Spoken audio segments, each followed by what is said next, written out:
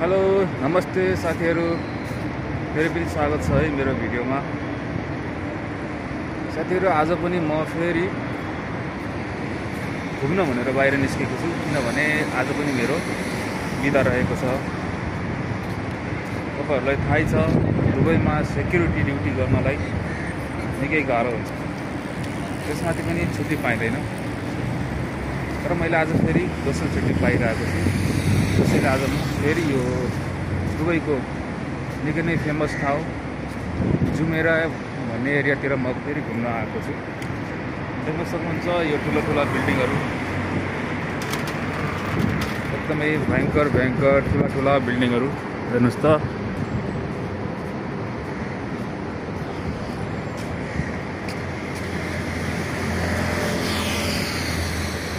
बिदाको दिन साथीहरू कोही नभए पनि एक्लै भए पनि रमाउन घुम्नको लागि चाहिँ म बाहिर निस्केको छु। कत्रो ठुलो बिल्डिङ हेर्नुहोस् त।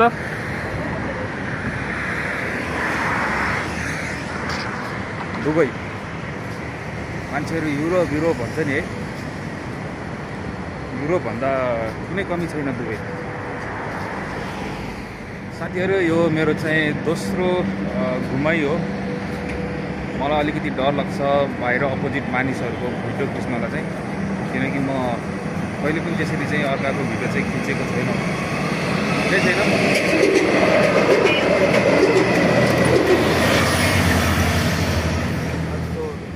ओ यहाँनिर चाहिँ अब बोट चलाइरहेछ मान्छेहरूले, डुङ्गा है। तपाईँहरूलाई देखाउँछु है, यो ठुलो भयङ्कर अग्ला गगनचुम्बी बिल्डिङको बिचमा यहाँ चाहिँ पानी, समुद्रको सायद एउटा हिस्सा होला, यहाँ चाहिँ डुङ्गा चलाइने रहेछ। म तपाईँहरूलाई देखाउँछु ल। ल हेर्नु त साथीहरू, अघि मैले एउटा भिडियो बनाएको न यहाँनिरको, त्यो राम्रोसँग खिचेको रहेन रहेछ क्या। ल हेर्नुहोस् त, यो बिल्डिङहरूको बिचमा एउटा यो समुद्रको यो एउटा हिस्सा चाहिँ आएको रहेछ पानीको। अनि यहाँ चाहिँ मानिसहरू यसरी डुङ्गामा सवार मजाले आनन्दले है, तपाईहरु पनि यसरी आनन्दले मजाले सवार गर्न चाहनुहुन्छ भने आउनुहोस् है। ल हेर्नुहोस्, आहा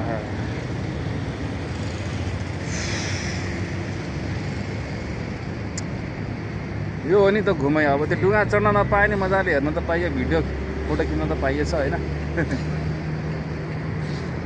ल है साथीहरू, म चाहिँ अब अगाडि बढ्दैछु। म त्यो के भन्छ जुमेरा भन्ने ठाउँमा जान खोजेछु। म चाहिँ पैदलै हिँडेको है, मेट्रोबाट उत्रेर म पैदलै हिँडिरहेको छु।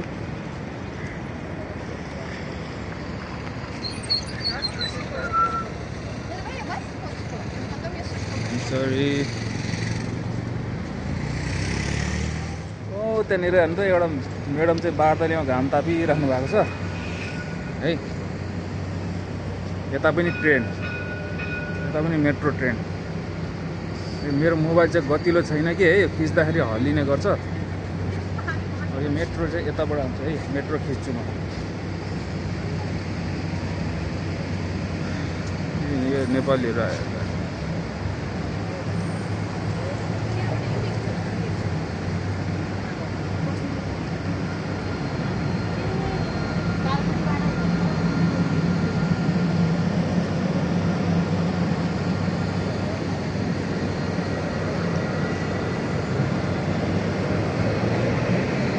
तपाईहरुलाई थाहा छ साथीहरू, यो दुबईको एउटा गली हो यो, बुझ्नुभयो नि। हाम्रो गाउँघरमा हुन्छ नि, हाम्रो सहर बजारमा गली हुन्छ नि, त्यस्तै गली हो। यहाँको गली चाहिँ एकदम निकै फराकिलो हुन्छ हेर। यहाँको गलीमा चाहिँ यस्ता बाइक, ठुला कार, मेट्रोहरू हिँड्ने गुड्ने बाटो फराकिलो हुन्छ। हाम्रो नेपालको जस्तो हुँदैन। हाम्रो नेपालमा यहाँको जस्तो विकास हुनलाई पोसिबलै छैन। कसले गर्छ? जताततै अराजकता मात्रै छ, भ्रष्टाचार मात्रै छ, हुँदैन, गाह्रो छ। जुन जोगी आए पनि कानै चिरेको भन्छ नि, त्यही हो। अब म यहाँ बाटो क्रस गर्छु यसरी जेब्रा क्रसिङबाट। ए मानिसहरू यहाँ कति अनुशासित छन् नि, वेटिङ गरिरहेको छ यहाँ बाटो काट्नलाई। त्यहाँ सिग्नल, त्यहाँ ग्रिन लाइन आयो भने मतलब मान्छेहरू बाटो काट्छ।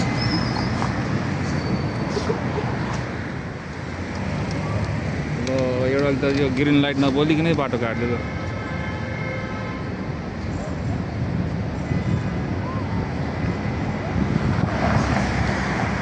रहेछ हरियो हुनुपर्छ क्या यो नानीले पनि बाटो काट्थ्यो यससँग गाडी रहेछ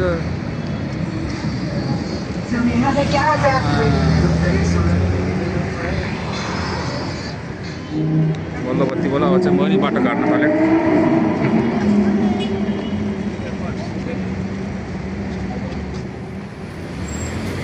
है साथीहरू मैले नि बाटो काटेँ सबैजनाले बाटो काटेँ मैले पनि बाटो काटेँ सरी जेब्रा क्रसिङ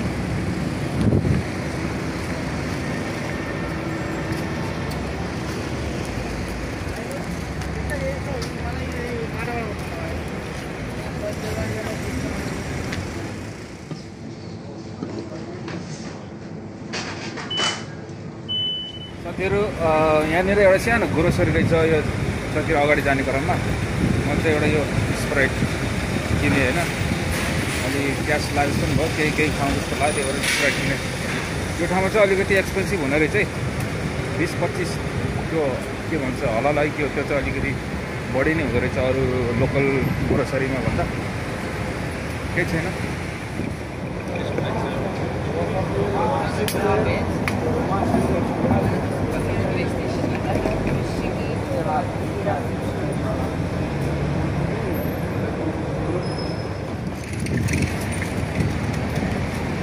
अहिले यतिखेर दुबईको मौसम शीतल आनन्द पनि छ होइन तर पनि यसरी पैदल हिँड्दाखेरि अलिकति प्यास लागे जस्तो ओर्सिएको जस्तो हुन्छ चिसो त खानै पर्यो होइन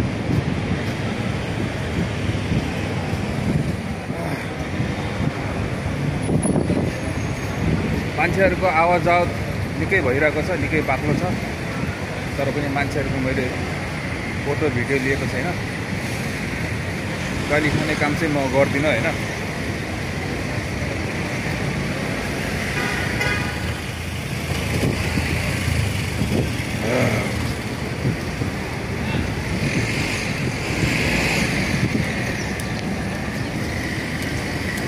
I'm taking only my video, not public.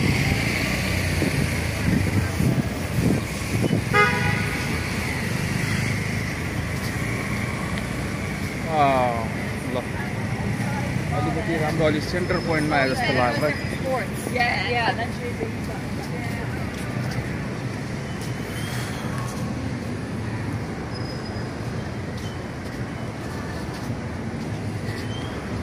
यो यस्तो किसिमको भ्लग बनाउन मलाई राम्रोसँग गतिलेसँग आउँदैन क्या अब प्रोफेसनल भ्लगर चाहिँ परिएन त्यही पनि मोबाइल फेरि यस्तो टोटली होइन गाडी आउँदैछ यतातिर मान्छेहरू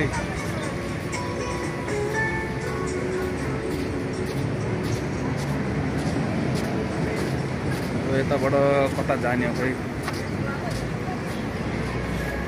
यो पछाडि देख्नुपर्छ सेक्युरिटीहरूलाई त्यो सेक्युरिटीहरूलाई चाहिँ मैले सोधेँ कि त्यो जुमेरा बिच जाने बाटो चाहिँ कतातिर भनेर यतातिर रहेछ अब म यो बाटो जाँदैछु है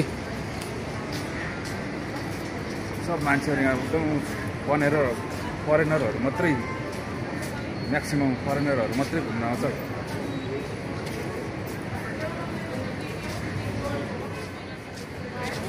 भेटेँ बिचतिर जाने बाटो भेटेँ मैले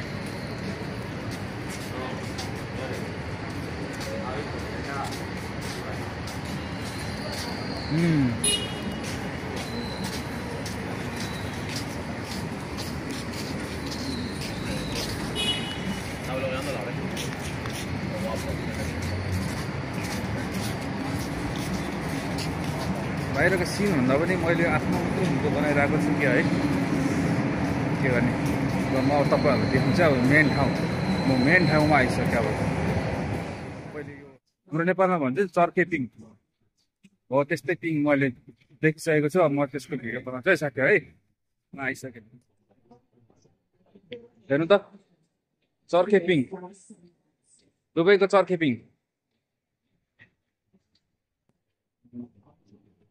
म आफू नेपालकै चर्के पिङ त चढेको छैन अब दुबईको त चढ्ने त सम्भव नै छैन ओहो ल आउँछ रमाइलो रहेछ यहाँ पनि ठुलो बिच रहेछ जुमेरा बिच भन्ने यसो होला सायद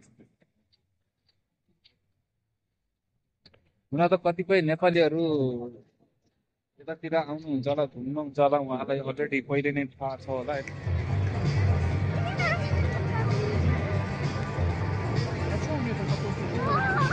नजिकै जान त दिँदैन क्या, अलिकति आफैलाई लाज लाग्छ, मान्छे सबै अर्धनग्न छ।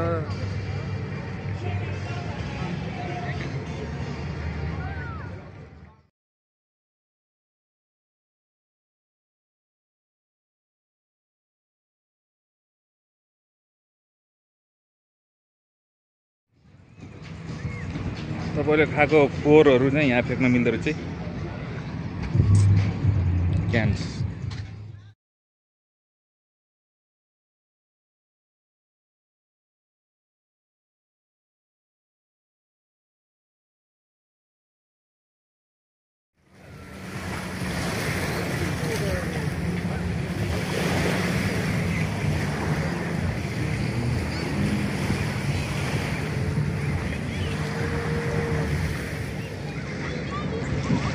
यहाँ वार्निङ भनेर स्विमिङ नट अलाउड भनेको छ। मान्छेहरू स्विमिङ त मजाले गरिरहेको छ त होइन।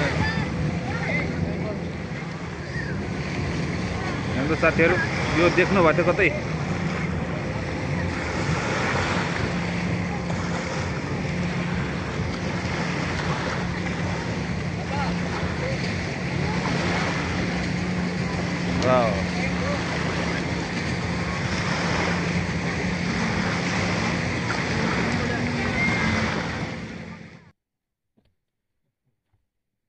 साथीहरू यो दुबईको जुमेरा बिचको यो अर्धनग्नता मैले त धेरै नै देखेँ होइन।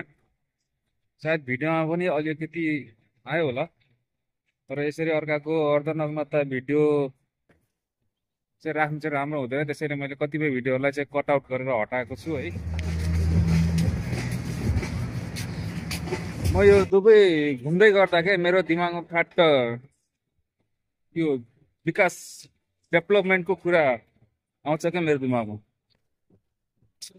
दुबईमा यही नुनिलो पानी भएको समुद्रमा मान्छेहरू डुबुल्की मार्न आउँछ, पैसा तिर्छ होइन, यहाँको चिजबिजहरू किन्छ खान्छ।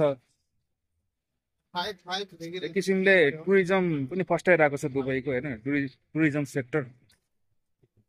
अनि म यसो नेपालतिर सोध्छु के, हाम्रो नेपालमा त टुरिज्म एरिया लोकेसन त थुप्रै छ होइन, गर्न सकेको छैन क्या सरकारले, सरकारमा बस्ने व्यक्तिहरूले गर्न सकेको छैन। यसो भन्दैमा सरकारलाई दोष दिनु पनि उचित लाग्दैन मलाई, किनकि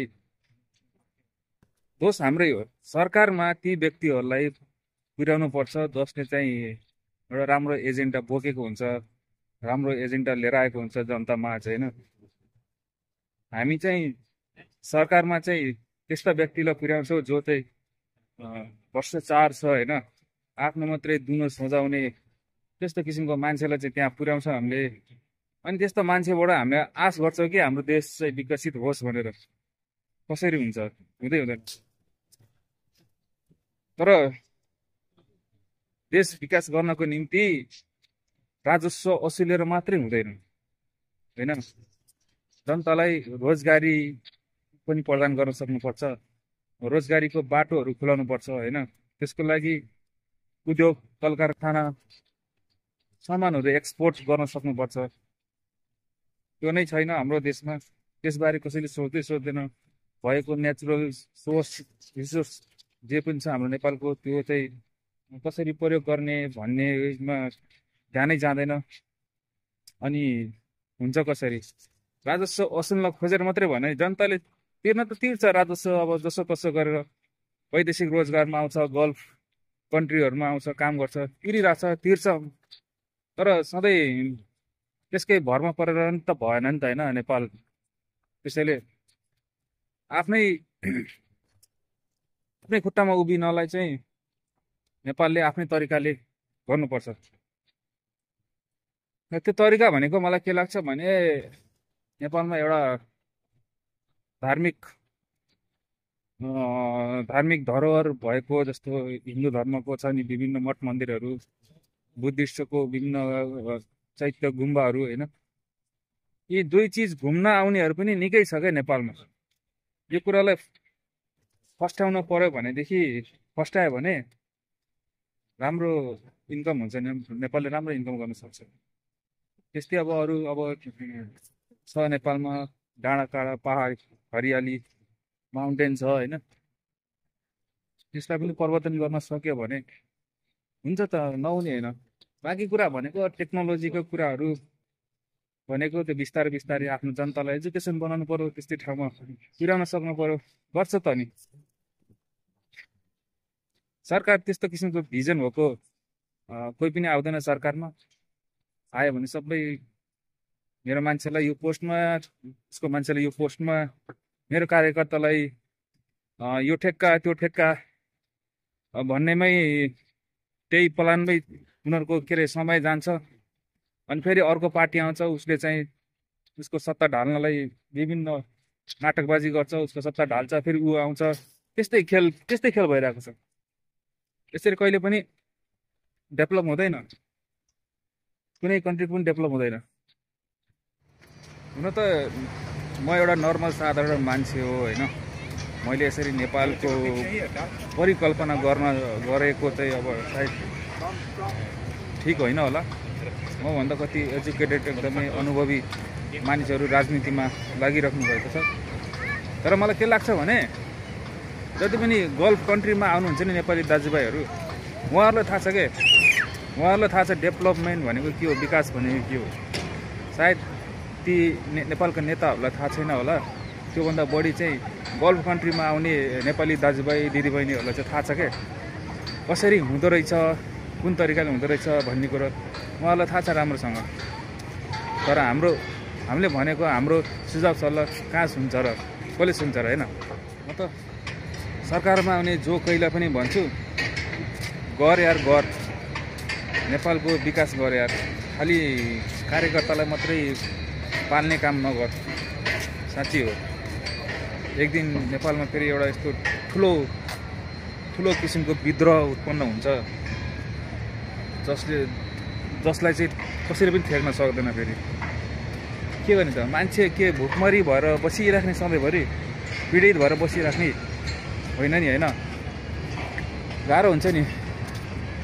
ल म तपाईँहरूलाई अब यो अर्को ठाउँमा आइपुगेँ। एउटा यो उकालो किसिमको एउटा ब्रिज रहेछ। यो ब्रिज काठको पलाई हो कि के, काठको पटेराले बनेको रहेछ। यतापट्टि बिल्डिङ हो, यो बिल्डिङ सबैले देखेर होला होइन। यो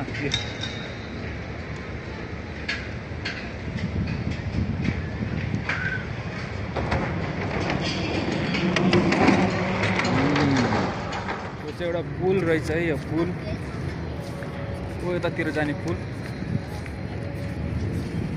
यो चर्खेपिङतिर जाने पुल।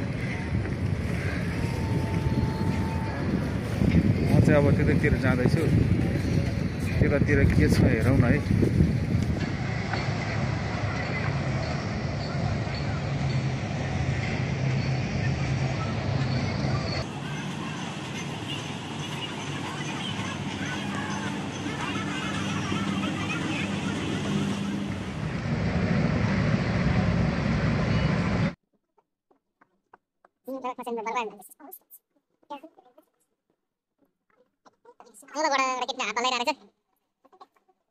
रमाइलो छ जस, जहाँ हावा पनि आइरहेको होला, मान्छेहरूलाई निकै रमाइलो लागिरहेको होला, हामीलाई पनि हेर्दाखेरि रमाइलो लागिरहेको छ जस।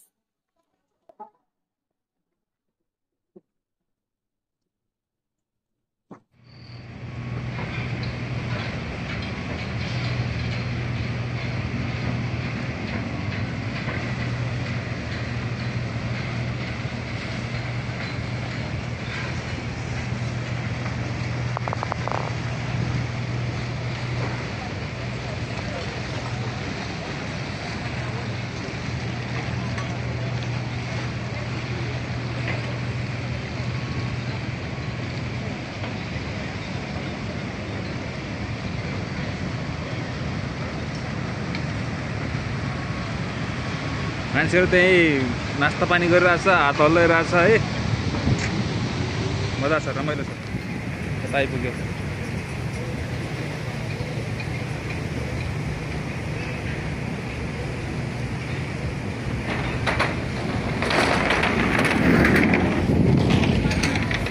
ल साथीहरू, म अझै अगाडि बढ्दैछु।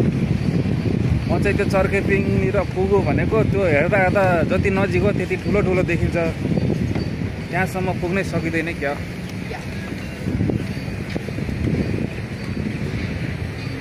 मैले मेरो भिडियो खिचिरहेको छु, मान्छेहरूले मतिर हेर्छ, उसले सोच्यो होला नि उसको भिडियो खिच्यो भनेर। दुबईमा बोल्न चाहिँ डराउनु नहुँदो रहेछ क्या। इङ्ग्लिस आए पनि नआए पनि टुटी फुटो खालको इङ्ग्लिस बोलिदिनु पर्ने रहेछ, मान्छे आफै हच्किन्छ नि। सिधा सिम्पल भएर मान्छेको अगाडि प्रस्तुत हुनुपर्छ, अनिखेरि गाली खाने भने डर हुन्छ फेरि। र म यो चर्खे पिङनिर चाहिँ आइपुगेँ है साथीहरू। कसरी आइपुग्ने भन्दा म लगभग आइपुगेँ। त्यहीँनिर पुगेर त्यसको भिडियो लिन्छ है।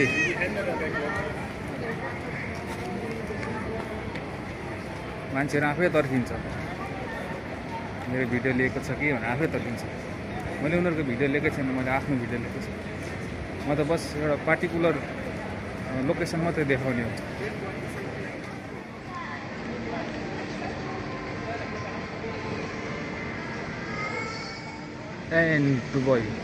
दुबई भने के हो यो चर्खे पिङलाई चाहिँ एन दुबई भन्दो रहेछ। यो एरो देखाएको छ यतातिर जाने भनेर। म माथि गएर सोध्नुपर्छ क्या, कति लाग्छ चार्ज। महँगो रहेछ भन्दा नचढो होला। एन दुबई म माथि गएको कि सेक्युरिटी गार्डले इसारा गर्यो त्यतातिर चाहिँ होइन रहेछ।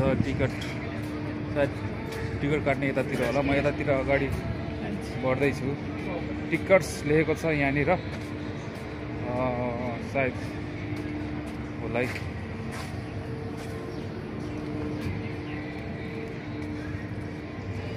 सोधिहेरौँ न टिकट चार्ज चाहिँ कति रहेछ। 50 दिरहमभन्दा बढी रहेछ भन्दा नचढ्ने। टिकट काउन्टर वहाँबाट देखिने चिज यहाँ आइपुग्दा त कति ठुलो होला। मोबाइलको क्यामेरामै अटाउँदैन।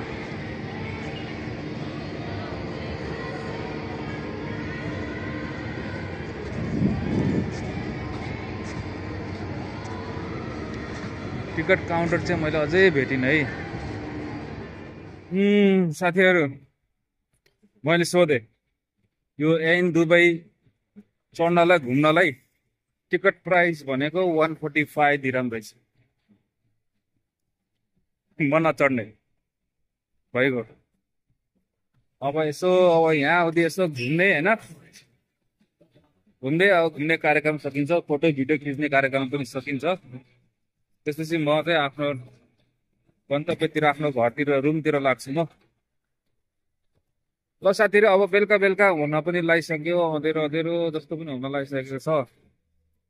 म चाहिँ अब एकछिन घुम्छु र त्यसपछि म लाग्छु। त साथीहरू, आजको भिडियो यहाँलाई कस्तो लाग्यो? आगामी दिनहरूमा यस्तै टाइम मिल्यो भनेदेखि धेरै ठाउँहरूको त भिडियो बनाउन त्यस्तै हो, तर मेरो आफ्नो विचार कुराहरू राख्नको लागि मैले भिडियोहरू बनाइ नै राख्नेछु। मेरो भिडियोलाई माया गरिदिनु होला, लाइक कमेन्ट सब्सक्राइब गरिदिनु होला, आफ्नो साथीहरूबिच सेयर गरिदिनु होला। यति नै भन्न चाहन्छु। हस्त साथीहरू, आजको लागि यति नै दिन चाहन्छु। अब गुड डे।